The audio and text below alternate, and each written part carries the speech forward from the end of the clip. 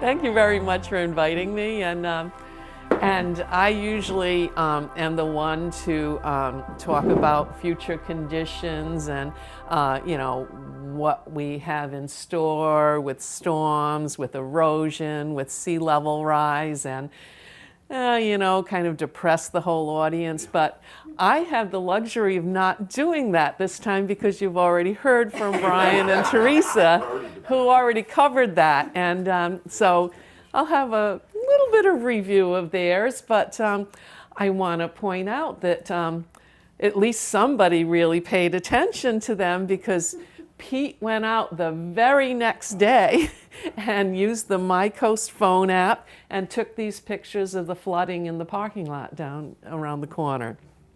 And so you can see this is a future look at what's going to be happening all the time. So, we want to know how high is that water level? Again, Brian talked a little bit about tidal datums and the websites where you can go to and you get the actual real-time tide data, where the blue line is what the tide height was predicted to be, and the red line is the actual measured tides. We use our Newport tide gauge because it's a really nice long record. It started measuring tides in 1930, and it's continuous to this time. But they have, if you go to the NOAA Tides and Currents website, you can get all this information. It's all easily accessible. We have, the Newport gauge, which we like to use. I wanted to see how high this water level was, so I put in the date, from January 19th to 20th, when Pete went out to take the picture. You have some options on this site. You can change the units. I like to use feet because people know what feet are in America. Brian might change that to meters because in the scientific community they use meters because they can't divide by 12. They like to divide by 10. And then you have the default on this is to Greenwich Mean Time, but I want to know what time it is here. And then if you remember the datums that Brian talked about, you have an option to change the datum. The default is to mean lower low water, which is a tidal datum that looks at how high and low the tides fall. That's relative to each tidal station. So that changes with location, but you can also have an option of picking NAVD, which is a vertical datum that's kind of consistent around the world. So you know what that elevation is in relation to other areas. So I chose mean higher high water because that's what our Storm Tools map measure from. And that day, you can see up here, it was a little over 2 feet above mean higher high water. So going to the, if you use your My Coast app, there is a little a button that you can put these on Storm Tools, and that marks your location from where Pete was standing. And you can see with 2 feet of sea level rise, it's pretty good. However, it looks like it's even a little lower. The tides are a little bit higher than what this shows on 2 feet, and that could be because it's a little higher than 2 feet. But also, the wind was blowing. There was a strong wind blowing down from the north, so it could be blowing more water over. And if you also noticed, it was raining too. So there's storm water coming down, and it has nowhere to drain. So these are combined effects, and you're going to be dealing with these in the future also. So the next thing that we might want to know is how often does this happen? Again, I went to the Newport tide gauge and looked at all the high tides from last year, from 2018, and to see how many were above mean, how high they were above mean high or high water. And in this case, I'm defining the nuisance tides as anything a foot or more higher above mean high or high water. So last year we had 5 events, 5 tides that were higher than 2 feet above mean high or high water. then, and you saw what happens when they're that high. But we also had 18 tides between 1.5 and 2 feet, and 54 tides between 1 foot and 1.5 feet. So what does that look like? And I said I wasn't going to give you all the depressing data. I didn't have anything from Watch Hill, but if you move over to Mesquamacut, and this is Atlantic Avenue, here's a day when we had between 1.5 feet and 2 feet, and you can see that the water level in Winnapogue Pond just rises up, and it spreads out, and it floods Atlantic Avenue. That same day, a little further down, this is, we were talking about some of the westerly beaches. Here's the Westerly Town Beach. There's flooding. This doesn't look like it has a direct connection to the pond, but there's actually a little tidal inlet, or there's a little channel over here, and you can actually see the water, flowing out on this, and there were a lot of fish in the road. So we know that there is a direct connection here. They were small fish, but they were quite a few fish. So does this happen, you said, but almost 54 times? This is about 18 times. 18 times. Yeah. So that's still quite substantial. That's still a lot. And it's a combination of also runoff and the pond backtracking through that estuary, so to speak. Yeah. Yeah, this is, it was, a lot of these are going to be cloudy, so there's probably some stormwater involved in this, and that's an additive effect. But this is all just salt water coming through, I believe. Then I just want to show you the 1.5 feet, and here is where you have the combination of rainwater coming down, the storm water having nowhere to go. And on this one, you actually have a stormwater conduit here. And I'll go out, I'll try to remember to bring a refractometer so that I can check the salinity in these to see what the salinity levels are. In this one, the salinity was between 10 and 20 parts per thousand. So it's definitely coming from the pond, but it's also mixing with the rainwater. So that gives you a pretty good idea of what the sources are.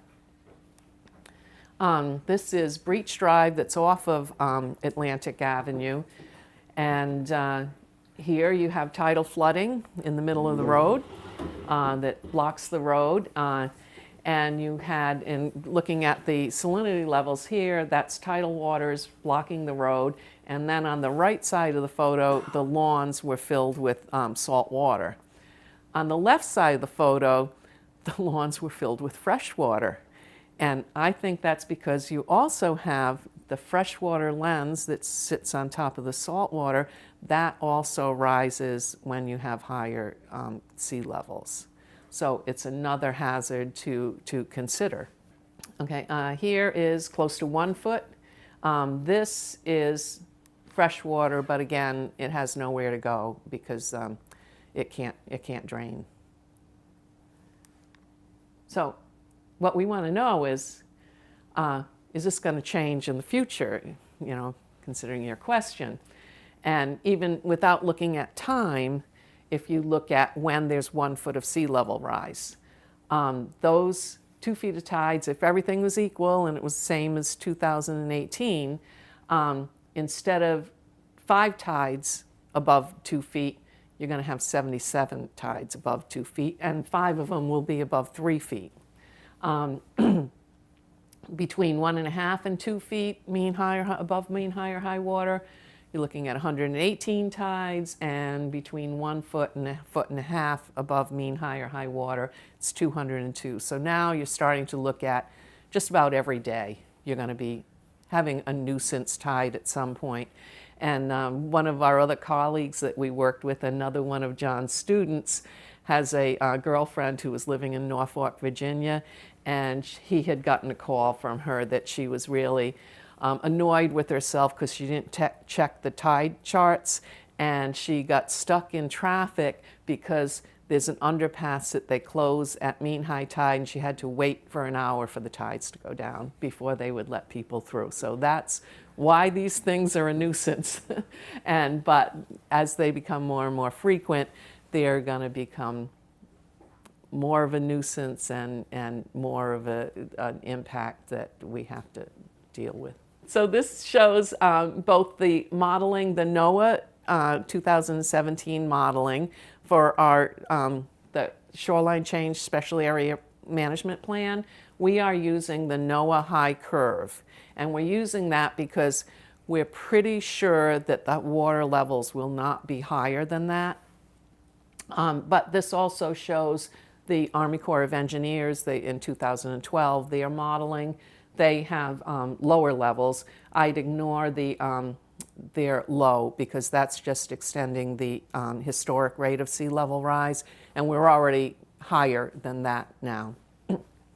So if you look at the dotted lines, the Army Corps high and low, right now at 2020, and this is also, I have set these to be for the national tidal data epic that we currently use, which is looking at the time period between 1983 and 2001. So you can think of these as like heights over about 1992, and this is what our tide datums are all based on too. So this predicts that if you're looking at the NOAA high, that we'll see a foot by 2020. So unless we have some giant ice event at at the Greenland or Antarctica, we're not going to see a foot by 2020. But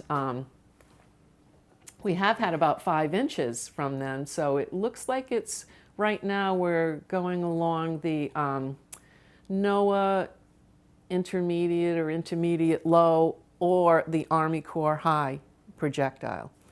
So that could be, so that's good news. We're not seeing a foot yet.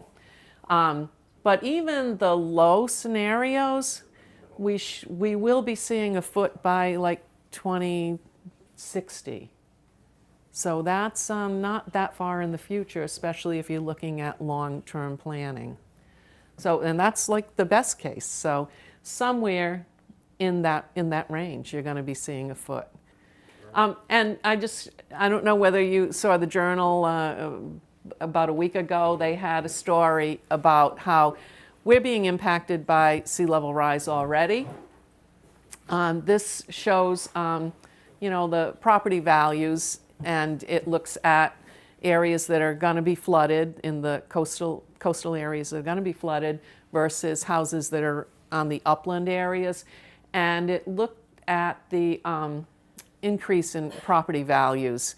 All the properties were increasing in value, but the ones in the coastal areas were not increasing at the same rate as the ones further inland.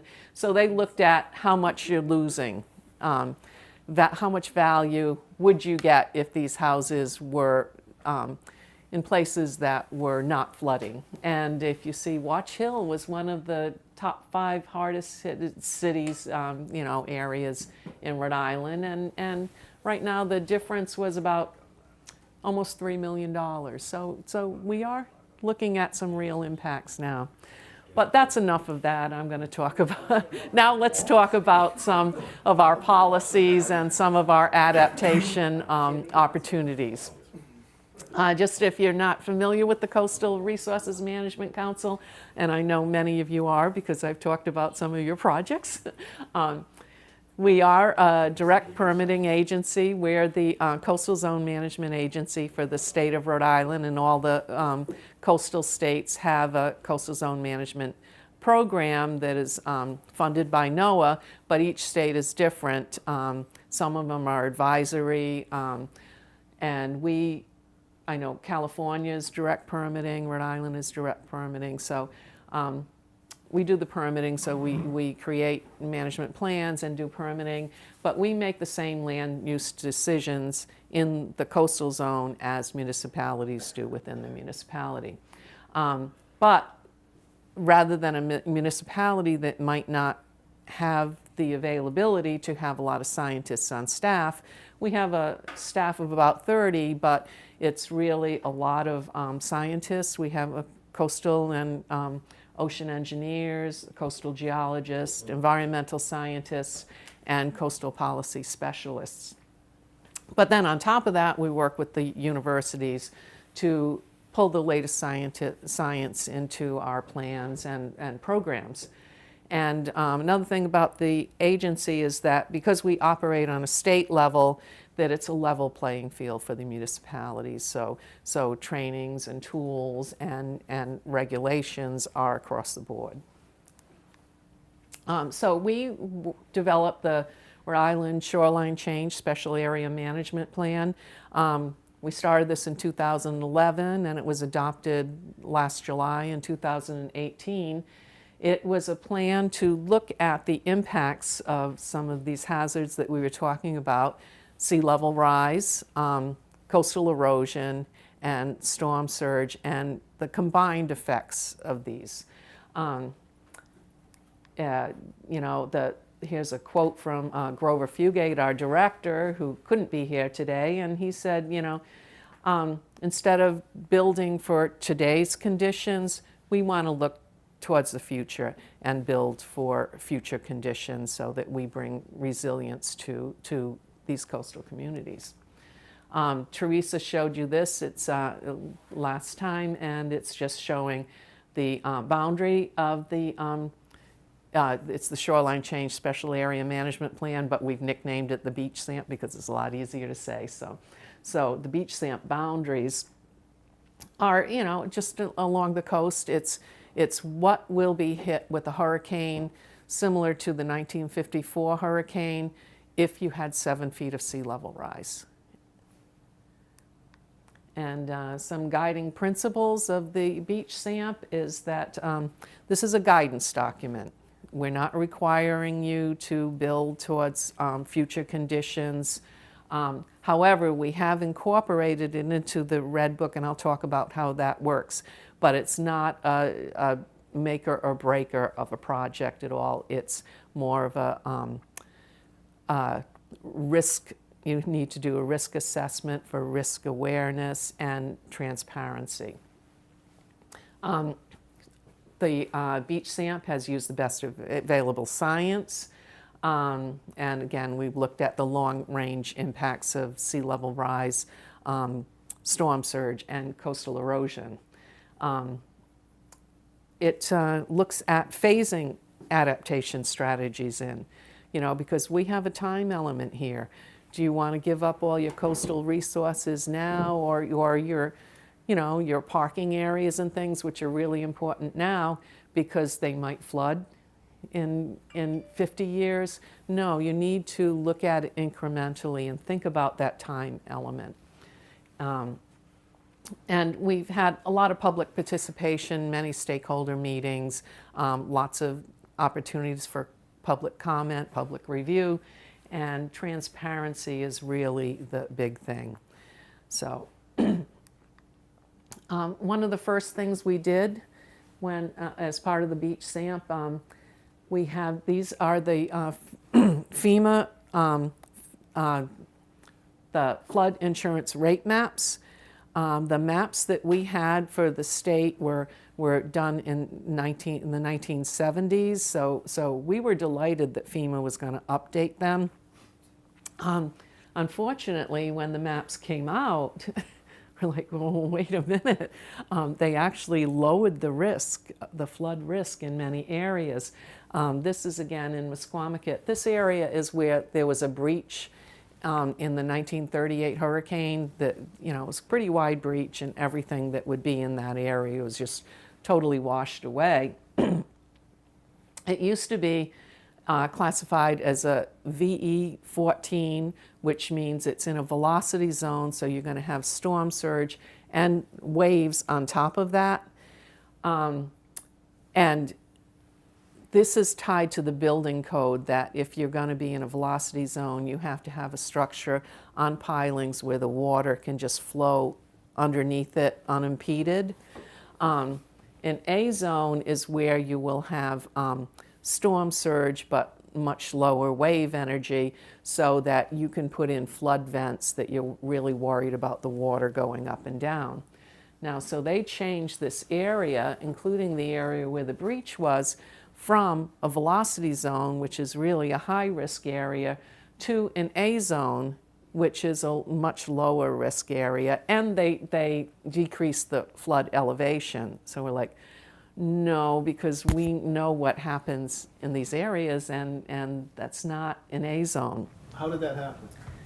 They were, well, one was that they, well, the big thing that occurred was that they underestimated the wave heights offshore.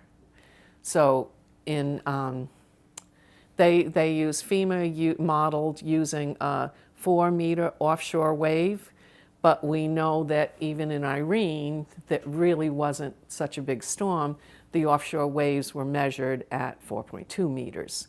So they're underestimating what that offshore wave height is, and then that's translated into the model, so your waves are going to be a lot lower. So it's really the wave height is the big thing. And this is just showing what happened in Sandy, which was a 25-year event storm, a once in 25-year event storm. And this is the area here, and you can see these washover fans, which is where all the sand's scooped up from the beach and dunes, and it's moved across the barrier, and that's indicating that this is a velocity zone. And that wasn't as big a storm as we anticipate. Anyway, here's the wave modeling that was done by the URI Ocean Engineering, and they had a 9-meter offshore wave. So they redid these maps, and they used all the approved FEMA methodologies. This shows that this is a V zone under the new mapping, under the URI mapping. And this is a Storm Tools design elevation story map that you can get through our website. So here, this is with 0 feet of sea level rise. Instead of it being 13 feet, we have it as 21 feet in that area.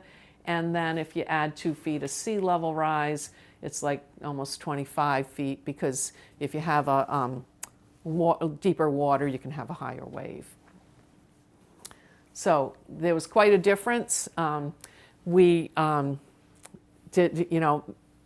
first tried to go to FEMA and have the maps changed, and it's difficult to do things through FEMA.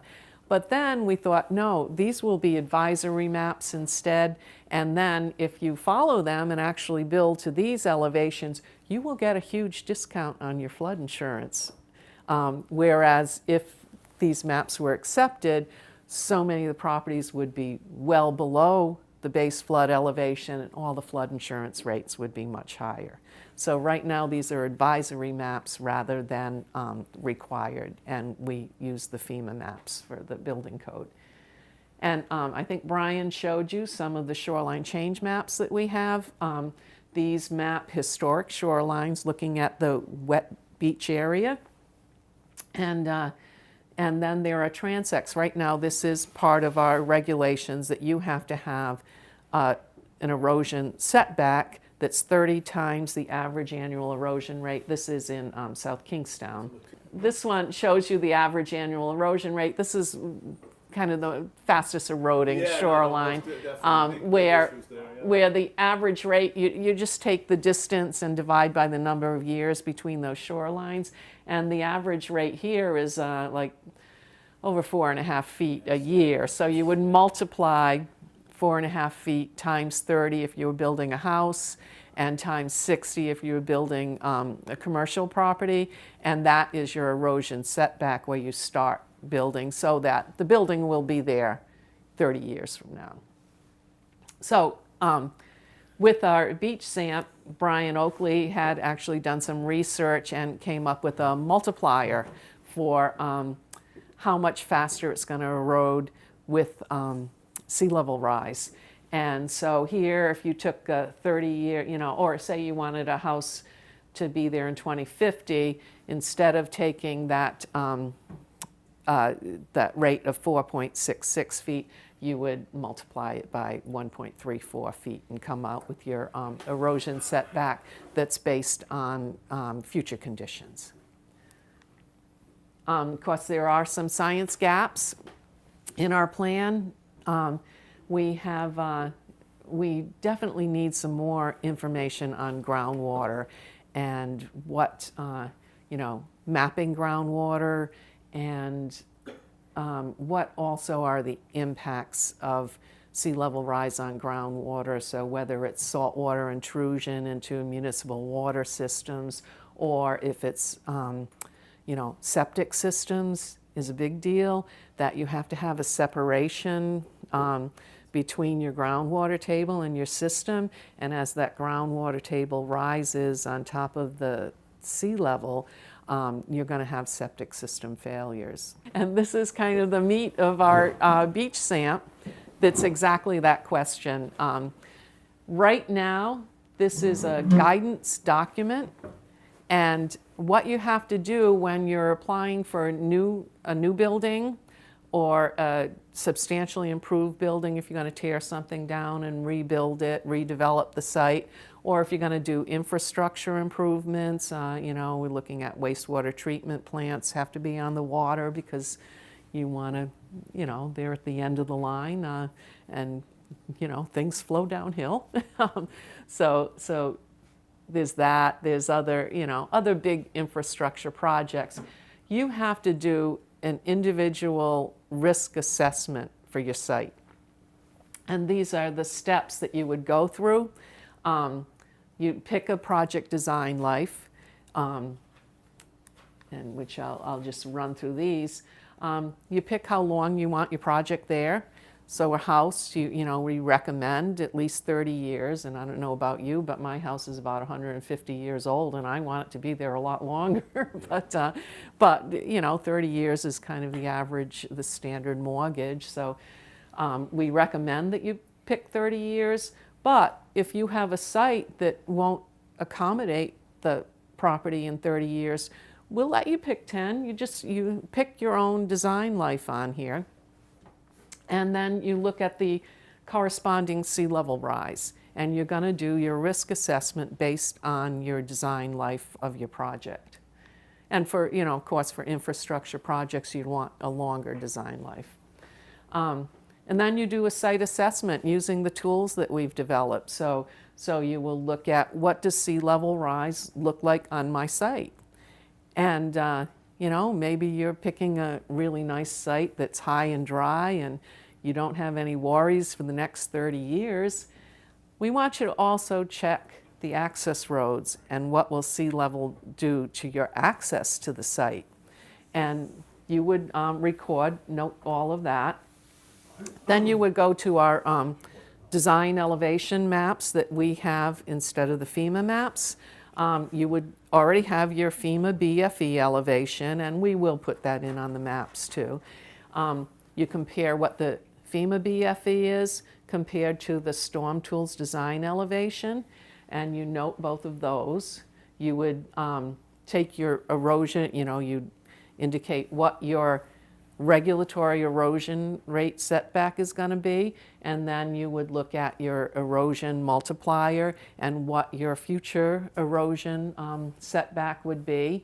And you look at other considerations like your septic system. Is it sewered? Is it septic? Are there wetlands around and things like that? And if you have a large project like a subdivision, you'll also look at wetlands migration maps that we have. They're called sea levels affecting marshes migration or marshes model. And you would indicate if there's places where you're going to be having wetlands develop on your site. And then this is where the adaptation measures come in. You would look and see, what can I do on the site? You look at your design constraints and see, is there a better part of the site that I could build on?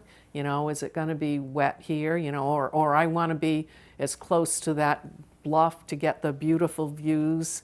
But if I do that in 30 years, I'm going to be at the bottom of the bluff, not the top of it. So maybe I want to relocate further away from the bluff, or you could build a house that could be easily moved if you have flooding or erosion. There are different things that you can look at, or you may decide that you don't want to buy that site for $1 million because it's going to be flooded in 30 years. So you look at, it's up to the applicant to identify adaptation strategies that they could use.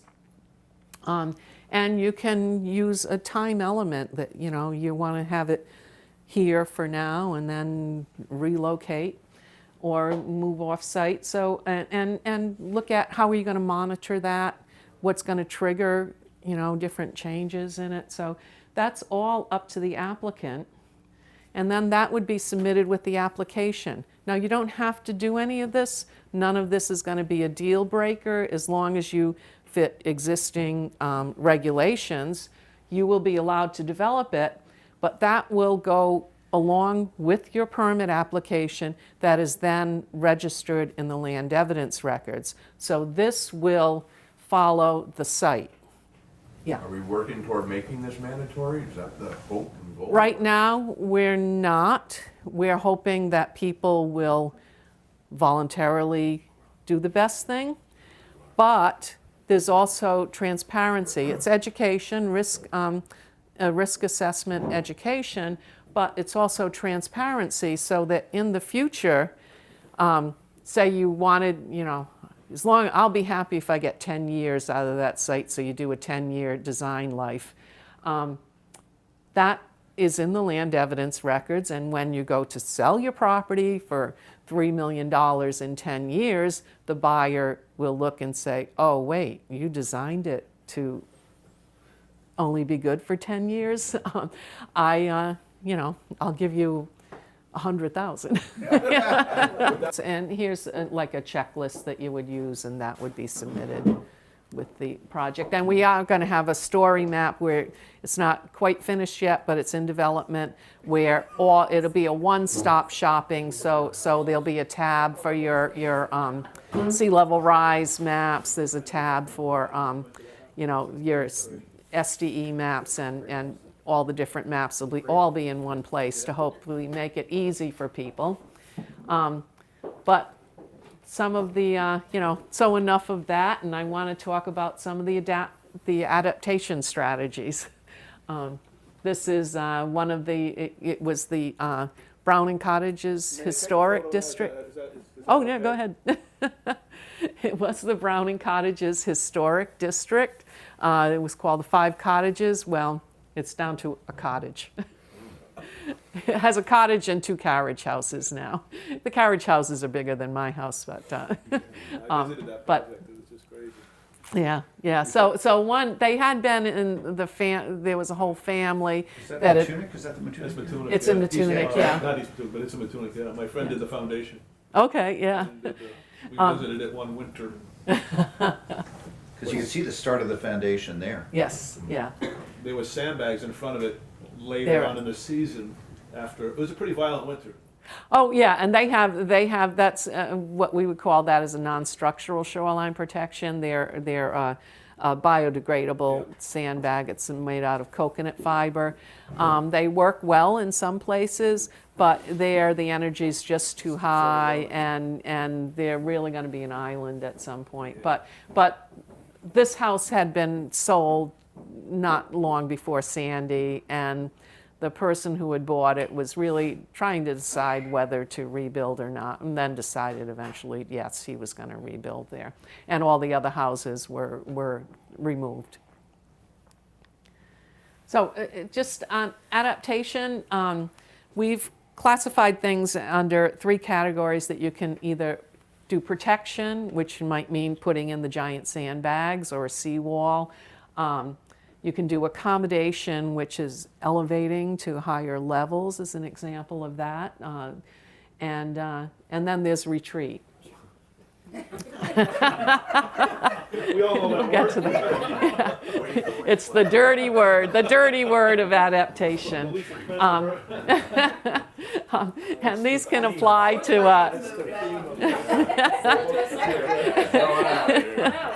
But anyway, you can apply it to a structure or the site or even a whole community. And there's both technical strategies, or you can do planning and policy strategies on a community-wide level. This is just part of the start of the table on site selection. For new properties, you could accommodate or you could retreat. You may find that lot that looks like it's going to be flooded, and you may look for a different property. That would be a form of retreat, or you could elevate your property. This goes down on to structural shoreline protection methods, but I wanted to point out we do have natural or nature-based methods. So not all protection is seawalls. This is actually dune rebuilding after Sandy and Misquamicut. And there are, beach replenishment, dune building. There's all sorts of structures that you can do that are a form of protection. However, I just read an article about, in the southern U.S., Florida especially, the erosion rates have really dropped since the 60s, and that's because of all the beach nourishment, but they're out of sand. And sand is really an important commodity that people may not have thought of in the past, but it's required for building, so that you have, it has to be mixed with concrete. So with all the building in China and India, Southeast Asia and things, there's a demand for sand that you're competing for these sand resources. And Brian had worked on mapping offshore sand sources for around here for beach replenishment, and there are sand sources that would replenish all our South Coast beaches, but they're in federal waters, so it doesn't mean that they come to Rhode Island. That if New Jersey thinks they have a sand source, that they need some sand, they can go and take it all out of that source that Brian mapped and use it. So it's a strategy, but it may not be something that we can do into the future just because there's so much competition for. Okay, and then this is accommodation. This was after Sandy too in Misquamicut. These were FEMA funds that they elevated, I think, 13 houses, and all of these houses did add 3 feet of freeboard. So they are built to be more resilient to sea level rise. But this is a place where that's the location of the house, and you can see when there's 3 feet of sea level rise, the property is going to be underwater. So again, it's all on septic systems right now. Now we may change that. The community may decide that it's worthwhile to put in sewers here, but right now the septic system is going to fail well before the house will. And then retreat. I know there were laughs about that before.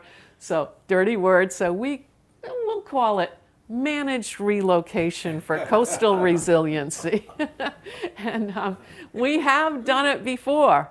I have this picture here. This is actually my friend's father sitting in front of his grandparents' house on Napa Tree. And I think that you're probably all familiar with the Napa Tree shoreline change mapping. These are, the red is the 1939 position of the barrier. And, you can see where the barrier is today.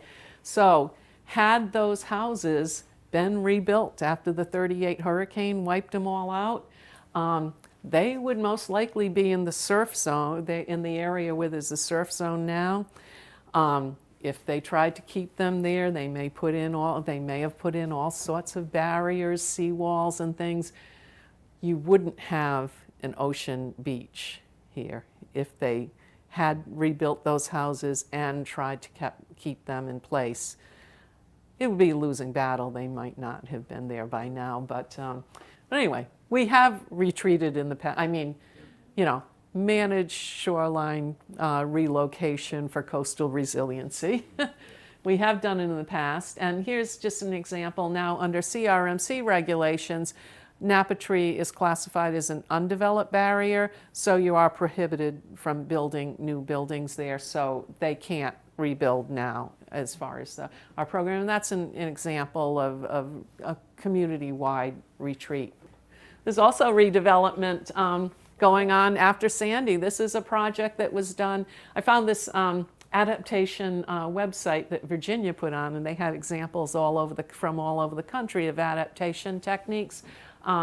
This is in Staten Island, where they had, after Sandy, they identified the areas that were the most hard hit, and they had a buyout program.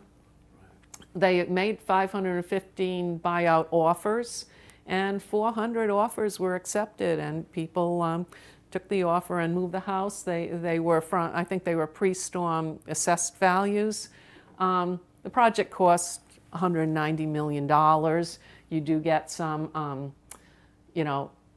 resiliency. All those high-risk houses are now no longer at risk, but you also have buffer zones for other parts of the community. So it's very expensive, but you get big benefits.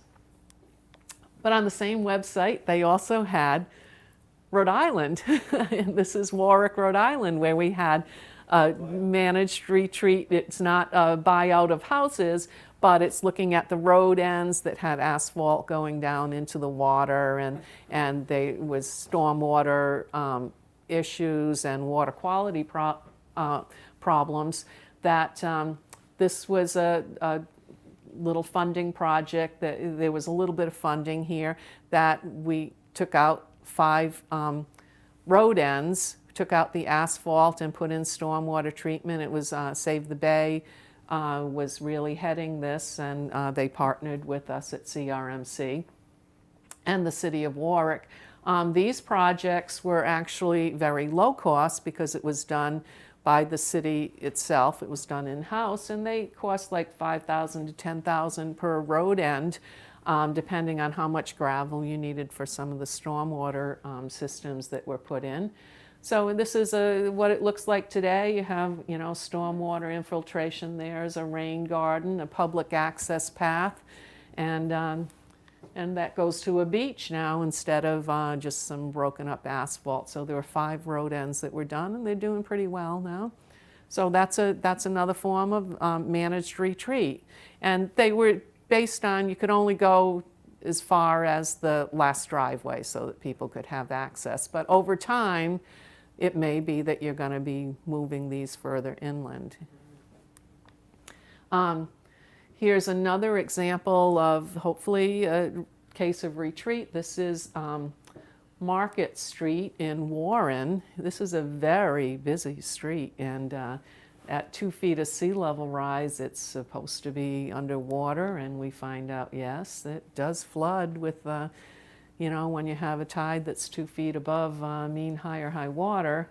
And the town of Warren is actually working to to remove 3 businesses. There's a auto repair shop and a dry cleaner and a furniture stripping place. So they were all, kind of toxic stews waiting to flood. So they're going to take those out and Throw you under the bus.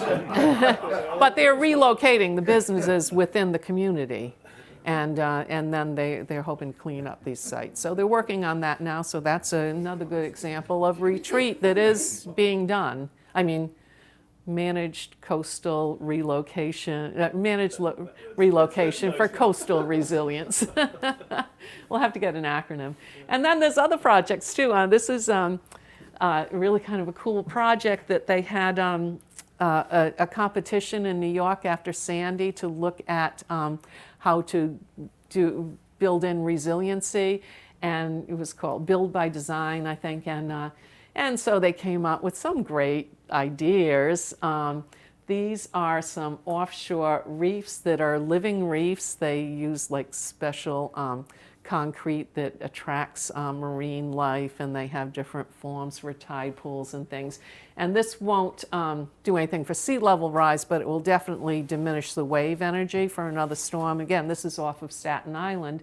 And, you know, these were all kind of cool projects that you see on paper. Well, they're actually constructing this starting in hopefully June this year. They're going to start construction. So it's really kind of cool. And they have them in some places. I don't know whether they have the ones that are actually, you know, I mean, a reef will probably attract some fish life, and this is designed really to create some really cool fish habitat.